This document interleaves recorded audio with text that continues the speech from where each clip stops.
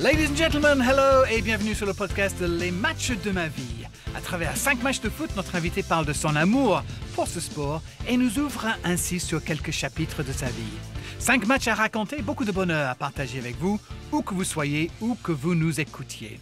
Merci déjà de nous avoir choisis. C'est parti pour ce nouveau numéro de Les matchs de ma vie avec moi, Darren Tulette, et notre invité aujourd'hui qui est... Robert Malm. Bonne réponse, Robert. Ravi de t'avoir avec nous.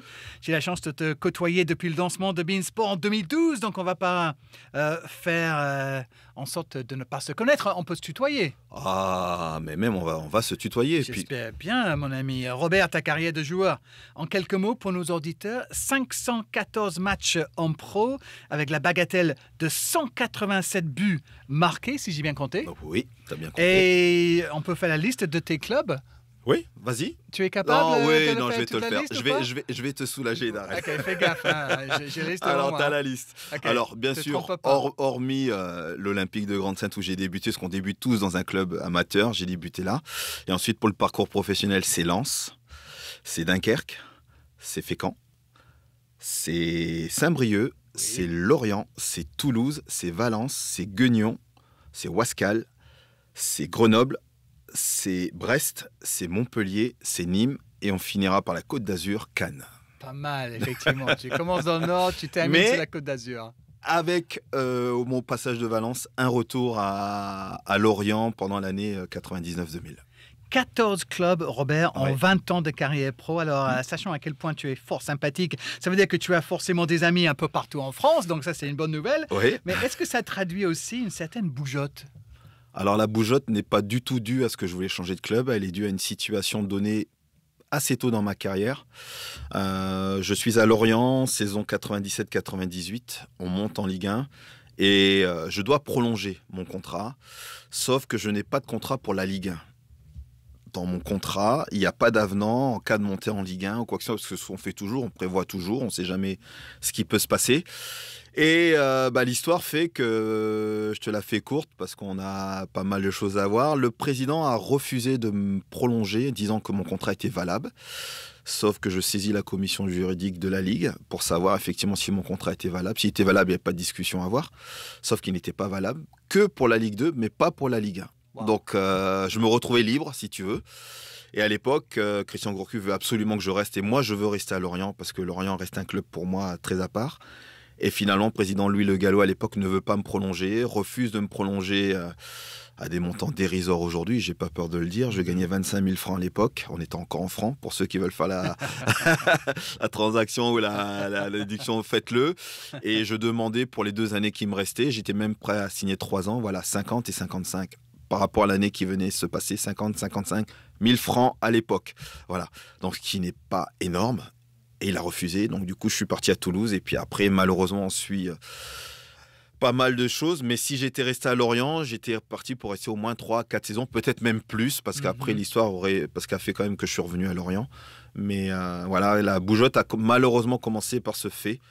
Et ce n'est pas le fait de Robert Malm de bouger chaque année, bien au contraire, parce que faire des cartons, les défaire, les faire, les refaire, bon, ça va. Ouais, ça peut être fatigant. C'est pas toujours... Non, mais tu fais bien de souligner que c'est pas toujours le joueur en fait qui veut partir et à un moment donné, tu es presque obligé de refaire tu verras, tes cartons. Quand on parlera de la carrière, tu verras qu'aussi qu'à un moment donné, j'ai été obligé de partir aussi dans un club, mais on en parlera plus tard. Ah ben tu sais quoi, sans plus attendre, c'est parti donc pour les matchs de la vie de Robert Malm. Match numéro 1, Robert, quel est ton choix et pour quelle raison ? Alors ça a peut-être étonné beaucoup de personnes, mais c'est le match France-RFA, parce qu'il faut bien préciser RFA à l'époque, c'est la République fédérale allemande, en 82, demi-finale de Coupe du Monde en 82 en Séville. Alors pourquoi certains vont dire je choisis ce match-là ? Parce que c'est un match qui m'a marqué tout simplement. J'étais encore un jeune Robert Malm en culotte courte, parce que j'avais que 9 ans à ce moment-là. Ah oui. Et c'est le match qui m'a marqué, et d'ailleurs quand j'en reparle... avec les illustres acteurs de ce match-là, notamment Alain Giresse qui a été mon coach à Toulouse. Ça reste encore une blessure assez profonde parce que tout le monde connaît l'histoire et malheureusement la fin tragique. Mais c'est ce qui m'a fait aimer aussi le football et qui m'a fait devenir le football une vraie passion.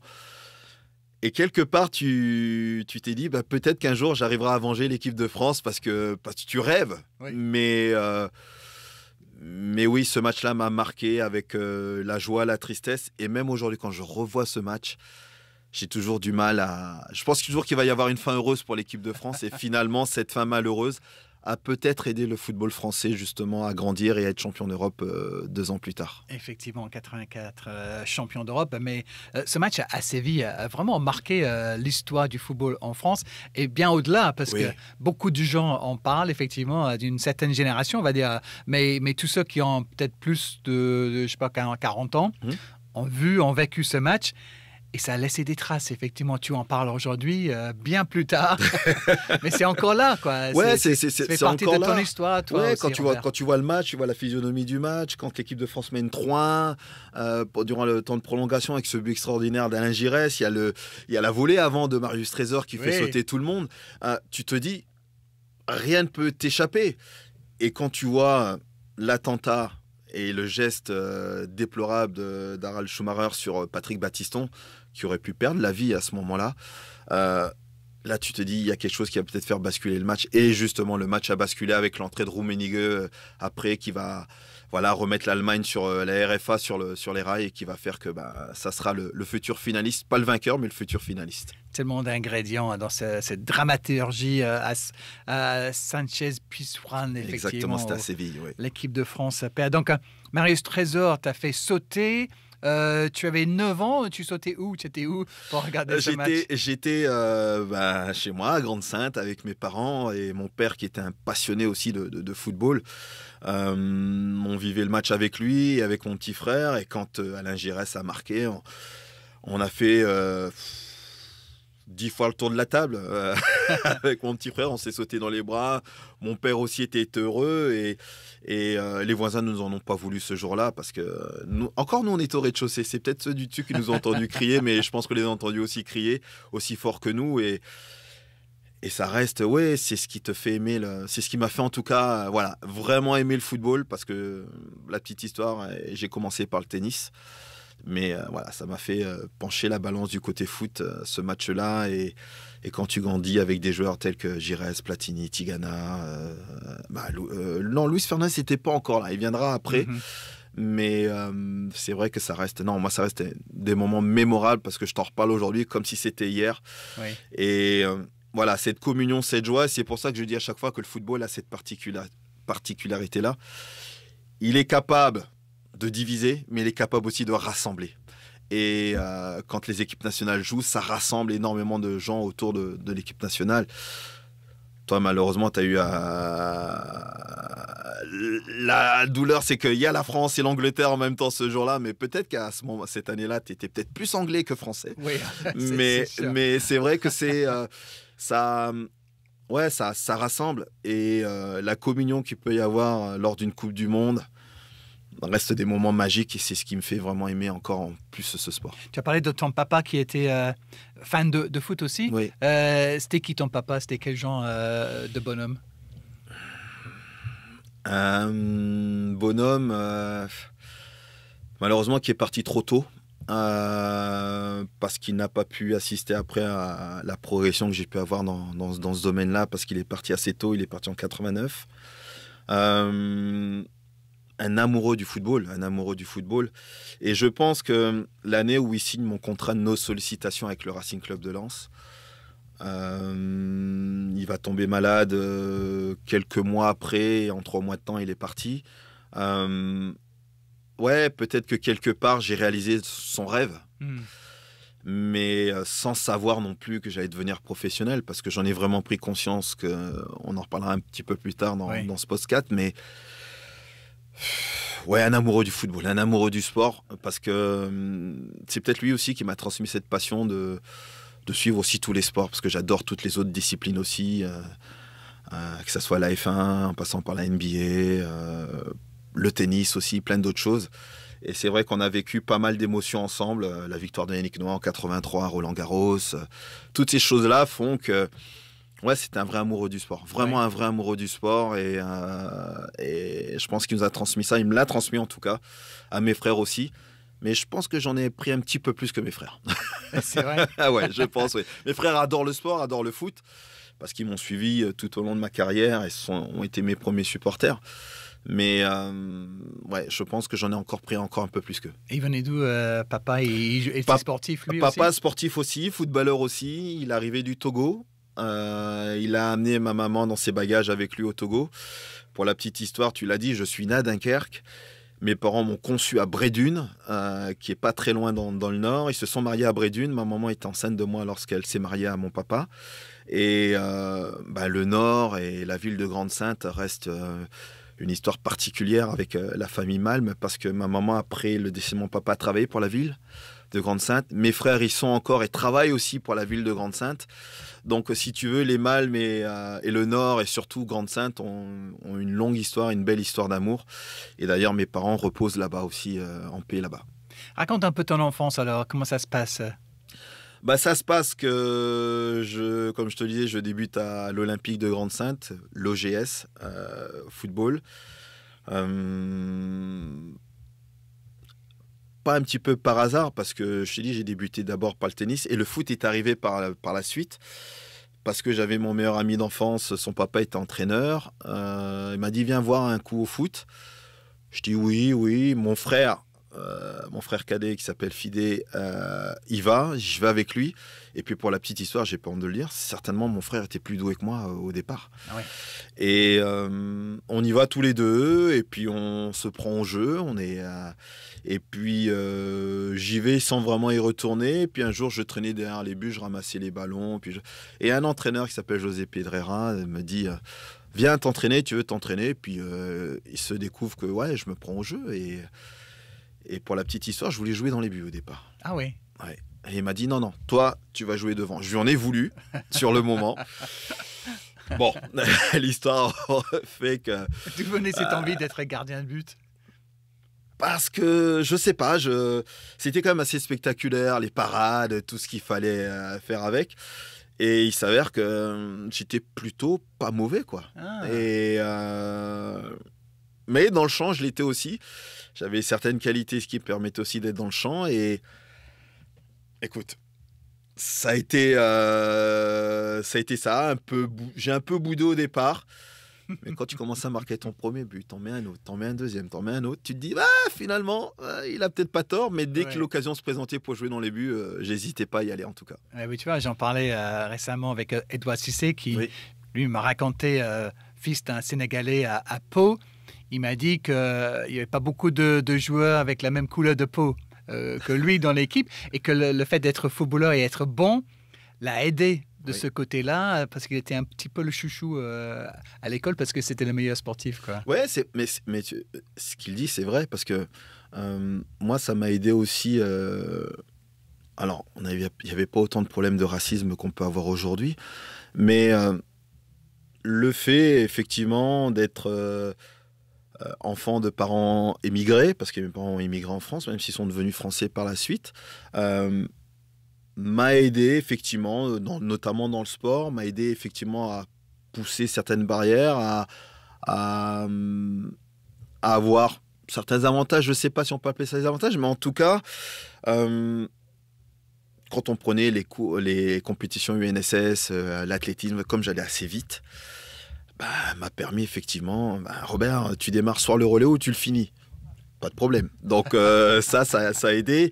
Et puis, c'est vrai que la branche sport m'a énormément aidé, même si ce n'était pas tout, parce que ma maman a énormément insisté. Ma maman, fille d'institutrice, m'a énormément aidé aussi après par la suite, effectivement. Les études, Robert. Toujours. C'est ce que je dis toujours aux jeunes, les études, c'est extrêmement important, et je me rends compte encore aujourd'hui.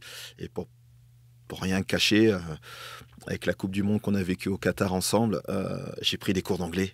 Oui. Et c'est là où tu te rends compte qu'effectivement, c'est extrêmement important d'étudier, et je le vois encore aujourd'hui à mon âge. Ouais. Donc voilà, tu es enfant, tu es déjà joueur de foot, gardien de but frustré, mais attaquant donc pour la gloire, on va dire. Ce qui nous amène à ton deuxième match sur cette liste. On est le mois de mai 1991. C'est un match entre Lens et Toulouse, un match retour pour les barrages pour monter en Ligue 1. Alors raconte. C'est les débuts du petit Robert Malm qui va débuter à l'âge de 17 ans et demi en 1991. Premier match chez les grands avec le Racing Club de Lens, chez les professionnels. Ma convocation est due parce qu'il y a un petit bonhomme, il nous appelait petit bonhomme à l'époque, c'est Monsieur Arnaud de Santos, qui était l'entraîneur de l'équipe première à ce moment-là. Et on fait un tournoi international à Croix, c'est une petite ville juste à côté de Lille. Tournoi où on doit y aller, on se dit ouais, c'est tournoi de fin de saison, on a un peu plein les bottes. Et puis finalement, ce tournoi-là va révéler plein de choses. C'est que, 1, on le gagne. 2, je finis meilleur buteur du tournoi. 3, on bat des équipes prestigieuses comme le FC Barcelone. Et on fait un tournoi. Après ce tournoi-là, va naître l'équipe qui va gagner la Gambardella l'année suivante. Et je suis avec des joueurs comme Frédéric Déhu, avec la carrière qu'il aura eue derrière. Et pour moi, le tournoi se passe de manière merveilleuse. Et à l'issue de ce tournoi-là, je suis convoqué avec l'équipe professionnelle pour préparer le match face à Toulouse. Mais il faut quand même savoir que Paul Leroy, qui était un des joueurs à Lens, vient me chercher au centre de formation et me dit « Tu t'entraînes avec les pros ?» Je dis « Ouais, c'est ça, je m'entraîne avec les pros. Ouais. » Je prends mon sac et je traverse, parce qu'il n'y avait qu'une rue à traverser pour aller au centre d'entraînement du centre de formation. Et l'éducateur de cette équipe-là, qui s'appelle Monsieur Jean Dombrowski, à l'époque, me voit arriver, il me dit « Mais qu'est-ce que tu fais là ?» J'ai dit « Coach, je viens m'entraîner. » Et il me dit « Non, tu t'entraînes avec les pros. » Je me retourne, Paul Leroy qui m'avait suivi, il me dit « Alors, tu vois, c'était pas une blague. » C'était pas une blague. Donc je me suis retrouvé avec les pros et me voilà lancé dans le grand bain. Arnaud de Santos et Gervais Martel me prennent au milieu de terrain et Arnaud de Santos me dit si je te fais jouer mercredi, comment tu vas appréhender le match? Je le regarde en disant mais coach, je vais prendre autant de plaisir que j'ai joué le match, le tournoi que j'ai fait avec mes copains. Il me dit très bien et il sourit. Donc je fais l'entraînement et à l'époque, tu sais, je crois qu'on devait 13 ou 14 inscrits sur la feuille de match. Donc je fais le stage, mini-stage et tout ça. Et je ne suis pas non plus certain d'être dans le groupe pour qui va jouer. Et Arnaud de Santos donne la composition d'équipe, il soulève la feuille et mon nom fait partie des 3 remplaçants sur le banc. Et j'ai Cyril Magnier qui était qui est passé par la fin, me regarde et me fait un clin d'œil en guise « Bienvenue chez les pros ». Ouais. Et je remplace Mustapha El Adaoui qui à l'époque est blessé. Et l'aventure commence là. Je commence avec le maillot, avec le numéro 10. Wow. Là, c'est extraordinaire. La petite phrase d'Arnaud de Santos, juste avant, il me dit « T'oublieras pas le numéro 1 avant d'aller sur le terrain. » Je crois qu'il me fait rentrer à peu près à l'heure de jeu. Et j'ai failli marquer. Mais voilà, mes premiers pas dans le monde professionnel. Et je t'assure, Darren, c'est à ce moment-là que j'ai pris conscience que je pouvais en faire mon métier. Ah oui. Et va suivre la victoire en Coupe Gambardella l'année suivante en 92 avec Patrice Berg. Ce sont Arnaud de Santos, Jean-Michel Van Damme, Jean Dombrowski et Patrice Berg ont été des personnes dans le processus formation, post-formation et professionnel qui m'ont remarqué, avec une particularité pour Patrice Berg qui aura été longtemps l'adjoint de Gérard Rouillet. Oui. À Liverpool. À Liverpool, exactement. Et à Lyon. Et Patrice Berg, à qui j'ai toujours des contacts. Voilà, il aura eu un déclic à un moment donné quand j'étais au centre et qui a fait que, Robert Malm a pu faire carrière après dans le monde professionnel. J'aime bien quand tu parles de toi avec la 3e personne comme ça. Robert Malm. Ce match, pardon, parce qu'il faut quand même compléter l'histoire. Oui. Donc, ce Lens-Toulouse, ça a donné quoi? Ce Lens-Toulouse, figure-toi que moi qui assistais toujours le match des professionnels de la tribune, je me retrouve acteur. Ouais. On est battu à l'aller 4-0. Donc, c'est-à-dire qu'on a quasiment peu de chances de pouvoir renverser la tendance. Mais le Stade Vollard est plein craqué, comme il l'est actuellement sur les matchs de Ligue des Champions. Ouais. Donc, une frisson, j'imagine. Ouais, mais les frissons à 17 ans et demi. À 17 ans et demi. T'as jamais joué devant autant de personnes? Non, devant autant de personnes, non, jamais. Et quand tu sors du tunnel et qui t'amène vers la pelouse, parce que tu montes des marches d'escalier, et là, tu vois tout un stade sang et or en train de chanter la Lensoise, et tu te dis, waouh, où est-ce que j'ai mis les pieds? Alors que t'es là-haut en train de regarder tout ça. Oui, bien sûr, c'est énormément d'émotions. Et on gagne le match 1-0, but de Patrice Monteil à l'époque. On gagne le match 1-0, mais c'est comme si on venait de monter en Ligue 1. Alors l'histoire fera après que oui, on va monter en Ligue 1 parce que Nice sera relégué administrativement, que Lens profitera justement de cette descente administrative pour commencer à écrire son histoire en Ligue 1. Et revenir en Coupe d'Europe et tout ce qui va avec derrière. Mais ouais, non, c'est souvenir extraordinaire, Darren. Apporter ce maillot devant Ah ce oui. public-là, effectivement, ça doit être quelque chose. C'est- Tu te sens à ta place à ce moment-là? Tu n'es pas... Tu n'as pas peur, quoi. Quand tu sors sur cette pelouse-là? Non, j'ai pas Tu te peur sens bien parce que il y a Frédéric Dehu aussi qui a débuté cette année-là aussi avec les pros. Et je me disais que il l'a fait, il l'a très bien fait, il a été titulaire. Je me souviens de son premier match, c'était contre Guingamp, il a été titulaire, ça s'est bien passé. Je me suis dit pourquoi pas moi. Mhm. Ça s'est bien passé aussi. J'aurais bien voulu marquer mon petit but de la tête. Le ballon n'est pas passé très loin, mais si tu veux, ouais, une fierté, vraiment une fierté. Et même quand je retourne aujourd'hui à Lens. Même si j'ai pas fait autant de matchs que les garçons dont je viens de te citer, en tout cas, j'ai une certaine reconnaissance du public lensois, du jeune qui fait gagner la Gambardella, du gamin qui a débuté en 91. La Gambardella offre le premier titre d'une nouvelle ère au Racing Club de Lens. C'est peut-être insignifiant, mais c'était beaucoup quand même pour le Racing Club de Lens à l'époque. Et c'était le premier titre du président Gervais Martel pour voilà, que les jeunes gagnent. Et puis ensuite, on connaît le reste de l'histoire avec Lens. Bah, c'est une jolie histoire de gagner la Coupe Gambardella avec Lens. Effectivement. Match numéro 3. Oui, Mon cher Robert, maintenant, on est dans cette saison 97-98. Oui. Tu es joueur de Lorient. Exactement. Tu es devenu un Merlu. oui. Et c'est un 16e de finale de la Coupe de France contre le Paris Saint-Germain de Rail, de Roche, de Simonet. Pourquoi tu as choisi ce match-là? J'ai choisi ce match-là parce que il a une histoire assez particulière et symbolique. Déjà, on joue le Paris Saint-Germain. Ça reste le Paris Saint-Germain. C'est vrai que c'était pas encore sous l'ère QSI, mais ça restait quand même le Paris Saint-Germain avec toutes ces stars. Tu viens de le citer, Rail, Simonet. C'était Arthur Georges. Non, c'était. Je me demande si c'était pas le coach, si c'était pas déjà Ricardo.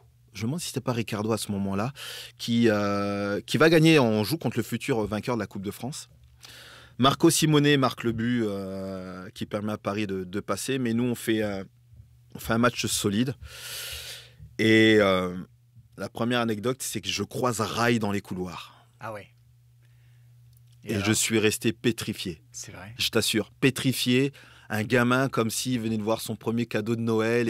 Je suis resté devant lui et il me croise et on se dit bonjour. Il avait une telle aura, il dégageait quelque chose d'extraordinaire que je me suis dit waouh. Le gars que j'ai vu, que je viens de croiser dans le couloir, a été capitaine de la sélection brésilienne, champion du monde avec le Brésil en 94 aux États-Unis. Tu te dis, ouais, et puis tu dis toutes ces stars, Simonet, tout ça. Et Il avait un charisme. Rail, ouais, un effectivement. charisme. Il dégageait quelque chose. Ouais. Et je me suis lié d'amitié, tu vois, comme quoi c'est assez bizarre, avec Marco Simonet en même temps à ce moment-là. Et Simonet est venu dans notre vestiaire, est venu féliciter notre équipe et Christian pour la manière dont on joue au football. Sympa. Et même si on avait perdu, on avait posé pas mal de problèmes dans le jeu. Mais avoir la reconnaissance voilà, des joueurs comme Rail, comme Marco Simonet, Alain Roche, Paul Le Guen, même Alain Roche aujourd'hui quand on se croise, je veux dire quelque part, quand tu es reconnu par ces joueurs-là, qui ont marqué quand même le football français, tu te dis, ouais, respect quand même, tu as le respect des grands, donc ça n'a pas de prix. Mais je te dis, ce match-là me marque parce que c'est une étape supplémentaire dans ma carrière, ma jeune carrière qui débute, et rencontrer des personnes pareilles et pouvoir rivaliser avec eux sur la pelouse a été à un moment donné pour moi inoubliable. Et je pense que si tu demandes à pas mal de joueurs de cette époque-là, on était tous quand même assez impressionnés, mais finalement après décomplexés une fois sur le terrain. Mais pareil pour Christian Gourcuff, qui quelques temps après sera sollicité par le Paris Saint-Germain pour entraîner le Paris Saint-Germain. Et figure-toi que Robert Malm aussi a été sollicité par le Paris Saint-Germain. Et c'est là aussi, cette histoire est assez belle, parce qu'à l'époque, c'est Charles Bétry qui va devenir le président, qui m'a fait venir aujourd'hui chez Beansport en 2012. Et malheureusement, ça se fait pas. Ça reste. J'ai pas de regrets. J'ai pas beaucoup de regrets dans ma carrière, mais là va rester un regret parce que j'aurais tellement voulu porter ce maillot en tant que joueur que que ça s'est pas fait. Et puis, écoute, ouais, des joueurs comme Bernard Lama, voilà, ça reste, même si ça a été mon coéquipier à Lens, Bernard Lama, mais pouvoir jouer régulièrement avec lui, pour moi, aurait été un rêve qui ne s'est pas fait. Mais bon, écoute, c'est comme ça, c'est la vie. Mais voilà pourquoi aussi ce match-là me tenait à cœur, parce qu'il a une histoire. Il aurait pu avoir une passerelle entre Lorient et le Paris Saint-Germain pour moi, et puis pour Christian Gourcuff. Ça reste un match qui m'a marqué, mais je te dis surtout l'image, c'est de revoir Rai dans les couloirs et rester pétrifié un moment. Alors que d'habitude, bon, tu passes, on se croise, mais lui avait quelque chose en particulier. Tu sais quoi? Et puis je me permets une petite anecdote pour moi aussi, avec Rai. Ouais. Lorsqu'il a lancé sa fondation avec Leonardo Gol de Lettra. Ouais. Je ne sais pas pour quelle raison, mais ils avaient besoin, voilà, je comprends, ils avaient besoin de joueurs pour venir faire un petit tournoi à Issy-les-Moulineaux. Oui. Et j'ai dû être sur son passage. Je dis, toi aussi, viens jouer. Bon, je venais de commencer à la télé. Et tout. Oui. Donc, je vais jouer. Ils ne savent pas dans quelle équipe me mettre. Donc, je finis par être dans l'équipe de Rai, Leonardo, Oui. Socrates, le frère de Rai, est venu. Bernard Lama dans les buts. Et moi, l'escroc. Ouais, qu'est-ce que je faisais là? Mais j'ai pu jouer quelques minutes avec ces mecs-là dans la même équipe que ces superstars. Mais incroyable. Je comprends le ressenti que tu as pu avoir. Mon Dieu. Moi aussi qui ai fait des matchs à Gol de Lettra, et je me souviens à l'époque c'était à Lille. Leonardo était là, Rai aussi était là, et plein d'autres stars aussi. Et quand Leonardo arrive pour la première fois au Paris Saint-Germain en tant que directeur sportif, on se croise, il me dit bonjour, je lui dis bonjour, et je lui dis, au départ je le vous vois, et il me dit mais pourquoi tu me vous vois? Et il me dit bien sûr que je me souviens de toi, et toi tu dis bon, voilà, mais c'est vrai que cette fondation a fait en sorte aussi pour certains, tu vois, comme toi, de pouvoir toucher un rêve, peut-être inaccessible pour certains, mais de jouer effectivement avec des hommes et des hommes de ce calibre-là. Oui. Rai et Socrates quand même. Wow. Oui, Et Leonardo qui me dit tu joues où? Je dis mais je joue où tu veux. Et si tu me donnes le ballon, je te le redonne. Tu joues en une touche tout de suite. Ils ont été, quand ils ont vu le niveau de mon jeu, ils n'ont pas beaucoup donné le ballon. Bon voilà, Christian Gourcuff, il t'a marqué aussi ce coach-là, parce que tu en as eu pas mal de coachs, mais Christian Gourcuff, Christian Gourcuff a fait partie. Où est-ce que tu le situes?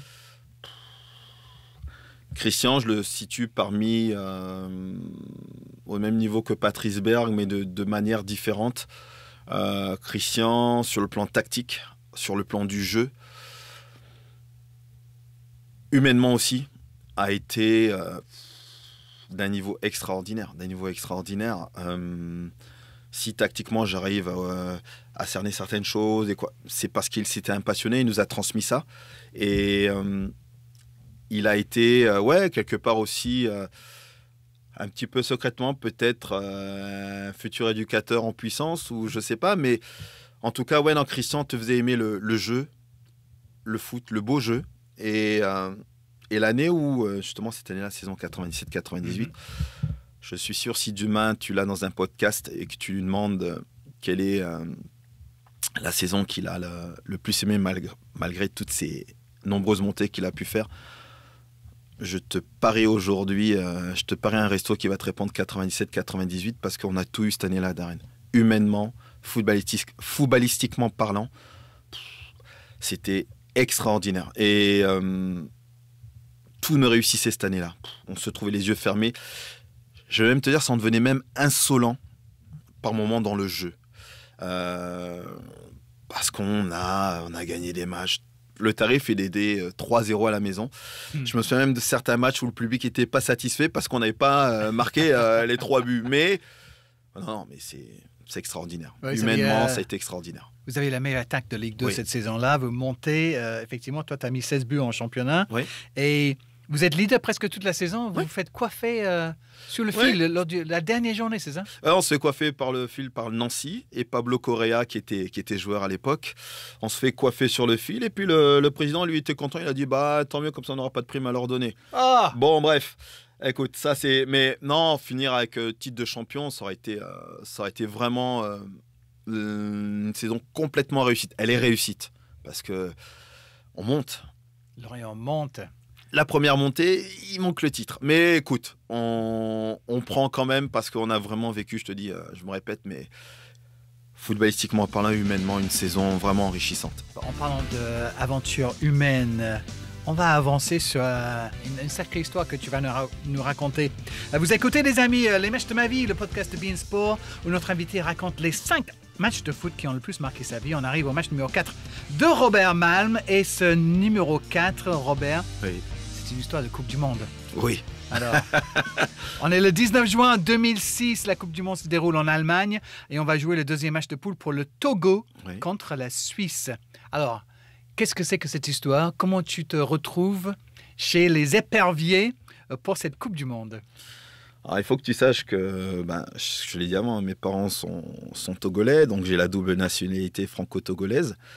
Et j'ai très longtemps repoussé la sélection des éperviers. Dans un premier temps, parce que quand tu te retrouves avec des garçons comme Robert Pires, Bernard Diomède, Lionel Letizy, Florian Maurice, des garçons de ma génération avec qui j'ai porté aussi les maillots de la sélection, que ce soit en présélection espoir ou que ce soit en équipe de France militaire, parce que oui, Robert Malm a fait son service militaire sous les ordres de Roger Lemaire qui deviendra champion d'Europe, du monde et d'Europe. Oui. Tu te dis oui, tu as peut-être une chance de pouvoir y aller aussi. Et puis, tu te rends compte après que tu as des jeunes joueurs qui arrivent, qui explosent tous sur leur passage. Pour ne pas le nommer, Thierry Henry, notre nouveau sélectionneur de l'équipe de France Espoir, avec son compère David Trezeguet. Et là, tu t'inclines parce que c'est du calibre au-dessus. Et puis, oui, le Togo me fait des avances. Et quand je décide d'aller en sélection, pour la petite histoire, il faut te dire que le football africain est un peu compliqué. J'arrive à l'aéroport. Je suis censé avoir mes billets d'avion et mes billets d'avion ne sont pas là. Et donc, du coup, on appelle, on me dit non, il faut que tu avances. Non, j'ai dit quand on va en sélection, voilà. Donc, du coup, je me rends pas en sélection. Et plusieurs sélectionneurs, il y a notamment les sélectionneurs allemands qui me sollicitent pour venir, notamment cette année 2006. Il s'avère que cette année 2006, il y a la Coupe d'Afrique des Nations aussi. Et c'est Stéphane Keshi, le regretté Stéphane Keshi qui me sélectionne. Brest ne me libère pas à ce moment-là parce que je suis à Brest pour disputer la Coupe d'Afrique des Nations. On me dit plus ou moins, si tu y vas, tu reviens, tu ne joueras plus. Sympa. La qualification se fait sans Robert Malm, se fait bien sûr avec Emmanuel Adebayor et tous mes autres coéquipiers, Kader Touré, Jean-Paul Abalo, comment il s'appelle mon ami gardien, ça va me revenir après, j'ai un trou de mémoire. Mais écoute, je continue à être bon avec Brest cette année-là, parce que c'est ma précédente à Brest, je continue à être bon. Et puis, pour la petite histoire, Stéphane Keshi se fait limoger. Pour quelle raison? On ne sait pas. Il vient de qualifier le Togo en Coupe du Monde. Première qualification dans l'histoire du pays. Dans l'histoire du pays. En plus. Oui, dans l'histoire du pays. Et si je comprends bien, après la qualification, c'était la folie à Lomé et peut-être dans toutes les villes là-bas. Fête nationale déclarée après la qualification. Pour vous dire à quel point, ceux qui n'ont pas suivi l'histoire, c'était un événement. Un événement, bien sûr, pour le Togo. Qui dispute sa première Coupe du Monde, même un événement pour un pays comme l'Angola, parce que j'ai un de mes coéquipiers, Titi Bouengo, avec qui je jouerai quelques années plus tard, lui aussi fait cette Coupe du Monde-là. Donc, tu te rends bien compte que pour les équipes africaines qui ont du mal déjà à se qualifier pour la Coupe d'Afrique des Nations, disputer une Coupe du Monde, c'est quelque chose d'extraordinaire. Je peux comprendre qu'on décrète effectivement un jour de fête nationale. Qualifié devant le Sénégal, effectivement. En plus. Adebayor, meilleur buteur. Oui. Donc tu arrives pour cette Coupe du Monde. Otto Pfister, l'Allemand, est le sélectionneur. Je n'avais pas fait la blague par rapport à Pfister conjugué au passé simple. Oui. Mais qu'est-ce qui se passe? Parce que lui, déjà, il avait démissionné juste avant le début du tournoi, puis il finit par revenir pour vous mener dans cette campagne. Bon, on va revenir sur votre match, parce que lors du premier match, le Togo perd 2-1 face à la Corée du Sud, après avoir marqué en premier. Oui, on mène 1-0. Tu vis ça sur le banc avec tout le monde. Mais le deuxième match, contre la Suisse, là où vous devez rebondir, tu vas pouvoir participer à cette rencontre et donc jouer à une Coupe du Monde. Robert, raconte-nous tout, comment ça se passe, comment tu le vis? Je le vis de manière comme un rêve de gosse, comme tout gamin. Et d'ailleurs, c'est pour ça que je débute aussi par le match France-CFA 82. Parce que quand on est gamin, quand il y a les grands événements à la télé, on reproduit les grands événements, voilà, une Coupe du Monde ou un grand chelem ou quoi que ce soit. Voilà, quand on est gamin, on essaie d'imiter les meilleurs sportifs.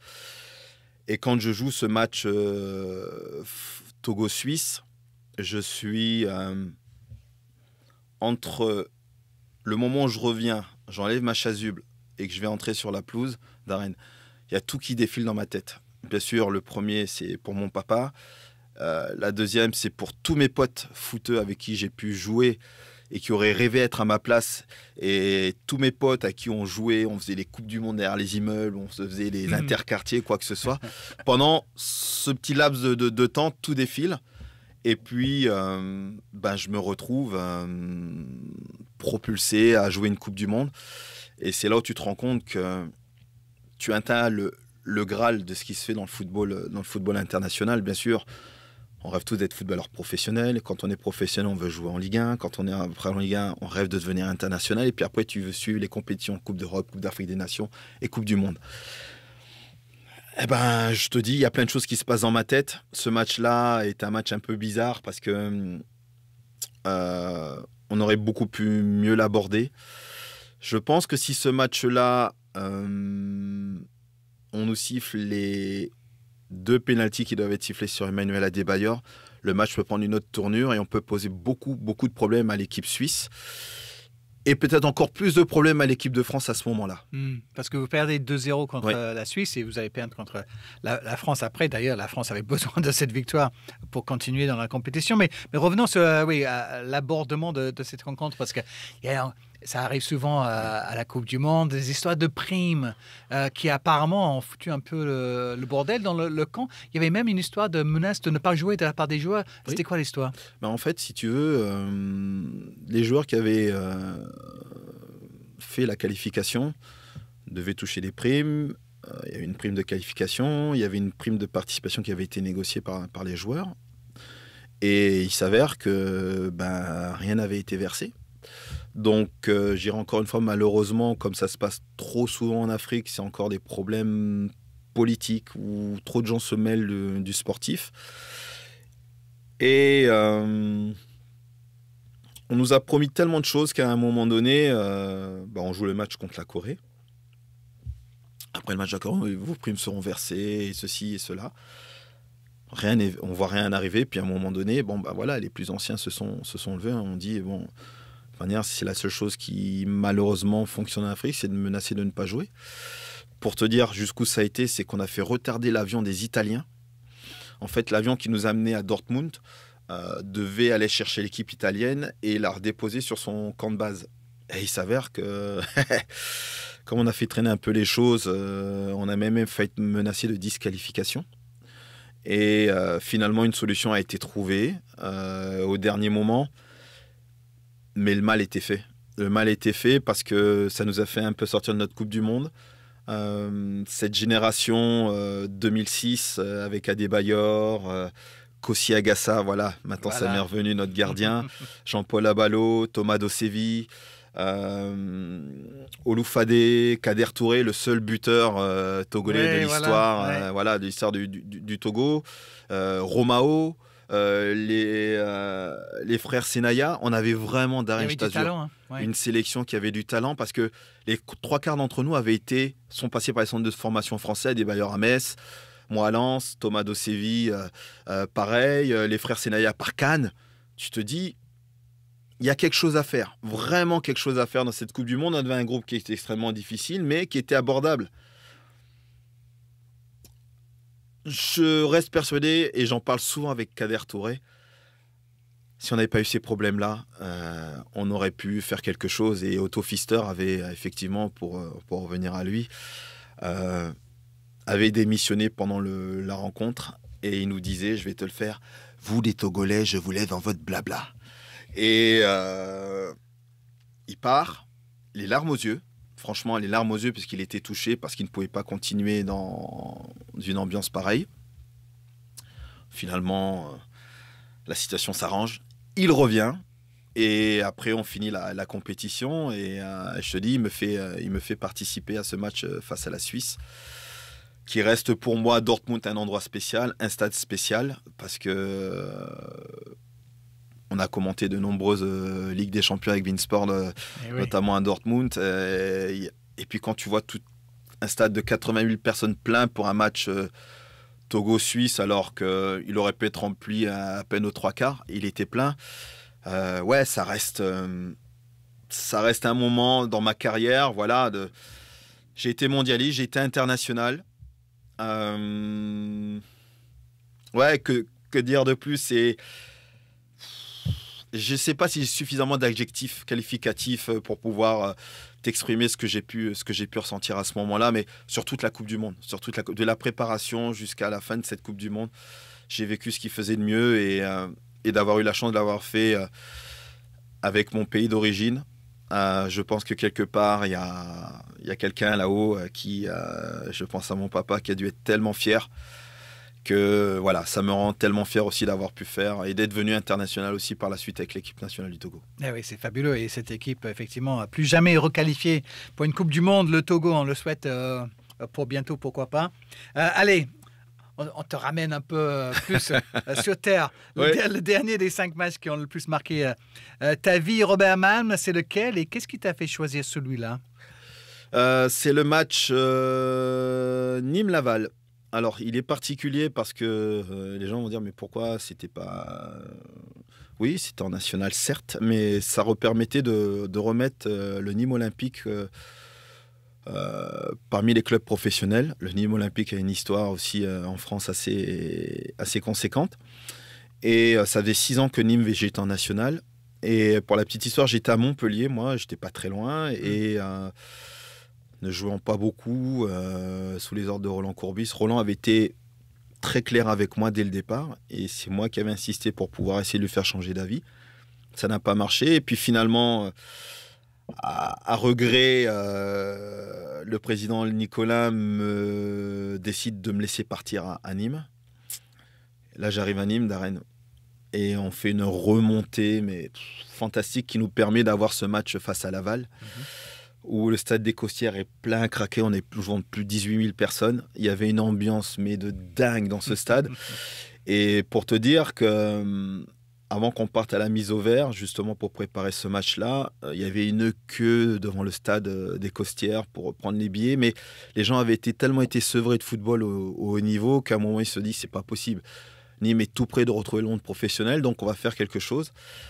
Et moi, cette demi-partie de saison, parce que j'arrive en janvier 2008, je joue 16 matchs et je marque 16 buts en championnat. Et c'est ce qui nous permet de... Alors... nous permet, je contribue effectivement à pouvoir qu'on retrouve le monde professionnel, mais surtout c'est qu'on revient de nulle part, parce que moi quand j'arrive, le club avait déjà commencé cette remontée. Avec mon apport, on a pu effectivement atteindre ces objectifs-là, et je me souviens de Jean-Luc Vanucci qui avait dit il faut qu'on s'offre cette finale face à Laval, et on l'a cette finale, on gagne 3-1 face à Laval. Je marque le 3e but, j'ai marqué le premier, je marque le 3e. Et à un moment donné, on refait, il y a l'engagement, le ballon va très loin. Et tu as tout le stade des Costières qui ne saute pas, n'est pas ni moi. Et je t'assure, Darren, je sens la vibration sur la pelouse de tout le monde. Et je prends quelques secondes, je fais même plus attention au jeu, et je tourne sur moi-même pour regarder ce qui se passe. Et que tu te rends compte que tu rends des gens heureux. Et ça n'a pas de prix. Ça n'a pas de prix. Tu rends des gens heureux. Ça a été la fête tout le week-end dans la ville nîmoise, de fait d'avoir retrouvé le monde professionnel. Et quand on allait recommenter, voilà, même 10, 15 ans après, tout le monde me remercie encore. Mais je leur dis, j'étais pas tout seul. Mais ils me disent, si, tu as fait... qu'on a pu réussir, il nous a manqué le petit... Tu as déclenché quelque chose, ton arrivée peut-être. Ouais, mon arrivée a peut-être été le petit facteur X qui a manqué, qui a fait qu'on est se retrouvé, mais ça reste des émotions. Alors, j'en ai connu beaucoup, mais celle-là fait partie des plus grandes parce que quelque part, des joueurs ont marqué l'histoire de ce club. Je pense à Laurent Blanc, je pense à Eric Cantona, qui après provoque son départ en Angleterre. Oui. Des hommes, des coachs, René Girard, Michel Mézy, même si Michel a peut-être plus fait à Montpellier qu'à Nîmes, mais reste des figures emblématiques de ce club-là. Je pense à Bernard Boissier, qui a été aussi très longtemps au club. Son fils aussi, Laurent, qui aujourd'hui est à Angers. Mais faire partie de ces hommes-là, de ces joueurs-là. Ouais, mais aider à écrire des pages de l'histoire du club. J'allais te demander, mais ça doit être quelque chose d'assez extraordinaire, j'imagine. Même pas ce week-end, effectivement, où tu es un peu fêté comme le héros de la montée. Tout le monde voulait que j'ai ma statue. Tout le monde voulait que j'ai ma statue devant les arènes de Nîmes. Mais c'est vrai que je te dis, tu aides le club, 2, tu rends des gens heureux. Et puis oui, tu écris une belle histoire du club. Il me semble, Robert, même que c'est pas mal de terminer sur ce note-là de triomphe. Ouais, c'est vrai que ça reste des souvenirs assez mémorables, même si j'en ai d'autres, parce que tu as cité, j'ai fait quand même 14 clubs. Oui. Mais il fallait en choisir 5 et je te choisis ces 5-là parce qu'elles ont des petits bouts d'histoire assez particuliers. De belles histoires pour les accompagner tout en saluant tous les autres clubs. Bien sûr. Où tu as le plaisir de passer. Merci beaucoup, Robert. Avec grand plaisir, Darren. D'avoir partagé ces matchs, ces souvenirs, ces moments de vie avec nous. Et on te souhaite plein d'autres matchs mémorables à venir, que ce soit avec Beansport ou sur le terrain, en tant que coach, jeune coach que tu es. Merci beaucoup et merci à vous de nous avoir écoutés. Si notre podcast vous plaît, n'hésitez pas à partager avec vos amis. Et si vous n'avez pas aimé, vous savez que vous pouvez toujours envoyer un lien à vos ennemis. Vos commentaires sont les bienvenus. N'hésitez pas à nous donner au moins 5 étoiles sur la plateforme où vous nous écoutez. Ça nous aide. À très vite pour un nouvel épisode de Les matchs de ma vie. Bye bye.